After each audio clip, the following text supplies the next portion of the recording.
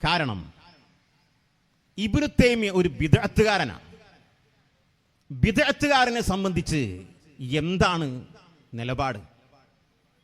ബിദ്അത്തുകാരനെ കുറിച്ച് അയാളിൽ ഒരു നന്മ ഉണ്ടെങ്കിൽ പോലും പറയാൻ പാടില്ല എന്നാണ് ഫിഖ് പറയുന്നത്. ഇബ്നു തൈമിയ്യ എന്ന് പറയപ്പെട്ട ആ വ്യക്തി ആ കാലഘട്ടത്തിൽ വലിയ പണ്ഡിതനാണ്. അദ്ദേഹത്തിന്റെ ഇൽമിന്റെ ആഴങ്ങളും വിശാലതയും പറഞ്ഞാൽ ഭയങ്കര സംഭവമല്ലേ. അയാൾക്ക് വിവരമില്ലാന്ന് ആരും പറയില്ല, അത്രയും വലിയ പാണ്ഡിത്യമുണ്ട്.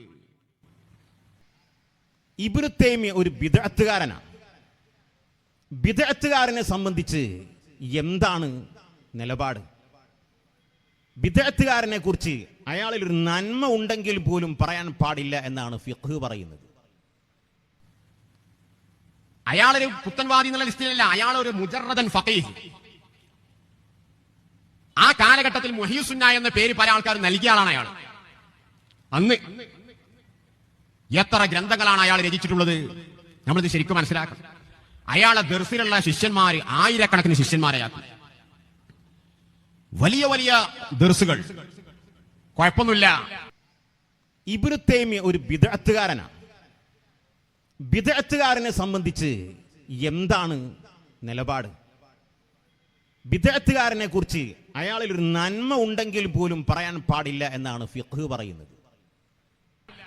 ഔലിയാക്കൾ അങ്ങനെ പറയാൻ പറ്റുമോ എന്നൊക്കെ പറഞ്ഞു ഇബ്നു തൈമിയ്യ പറഞ്ഞു, അങ്ങനൊന്നും പറയാൻ പാടില്ല എന്ന് മാത്രമല്ല, അയാൾ കിതാബ് എഴുതി റദ്ദു അല ഷാദുലി, ഷാദുലി ഇമാമിനിക്കതിൽ ഖണ്ഡനം.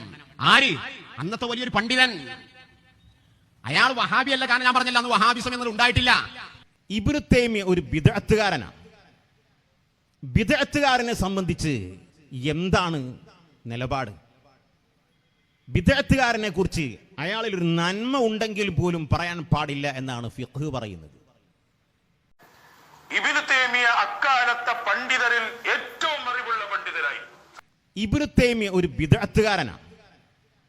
ബിദ്അത്തുകാരനെ സംബന്ധിച്ച് എന്താണ് നിലപാട്?